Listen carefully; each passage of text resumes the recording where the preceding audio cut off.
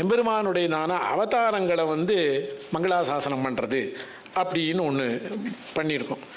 இந்த 10 அவதாரங்களை முக்கியமாக ஆழ்வார் மங்களாசாசனம் பண்ணுற இது 2 இடத்துல திருமங்கை ஆழ்வார் தான் 10 அவதாரங்களையும் 2 இடத்துல மங்களாசாசனம் பண்ணுறார். பாக்கி பேர்லாம் என்ன பண்ணுறாங்கன்னா அங்கங்கே ஒரு அவதாரங்களை தொட்டுண்டு போகிறான். எம்பெருமான் நிறைய அவதாரங்கள் இருக்குது, இருந்தாலும் கூட ஒரு கணக்குக்கு 10ன்னு வச்சுட்டு இருக்கா வைஷ்ணவத்தில். இதை பூர்த்தியாக அனுபவித்தவர் திருமங்கை ஆழ்வார் தான்.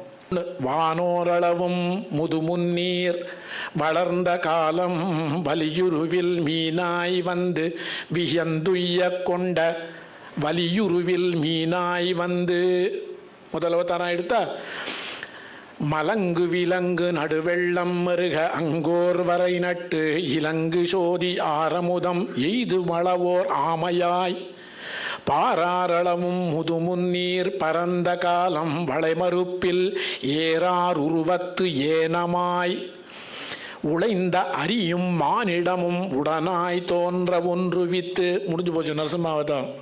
தொழு நீர் வடிவின் குரல். நான் இந்த 10 மாதம் மாத்திரம் சொல்லிடுறேன், எல்லாம் 2 அதுக்கு மேலே சொல்ல மாட்டேன். தொழு நீர் வடிவின் குரலுருவாய் தோன்றி மாவலி பால் வடிவாய் மடுவே படையாக தோன்றி மூவெழுகால். மழுவே படைன்னா தெரிஞ்சு போச்சு பரசுராமாவதாரம். வையமெல்லாம் உடன் வணங்கா மன்னனாய் தோன்றி ஒற்றை குழையும் நாஞ்சிலும் ஒரு பால் தோன்றத்தான் தோன்றி வெற்றி தொழிலார் வேல்வேந்தர். பரசுராமாவதாரம். துவரி கனிவாய் நிலமங்கை துயர் தீர்ந்துய்ய பாரதத்துள் இவரித்தரசர் தடுமாற இருள் நாள் பிறந்த அம்மானை.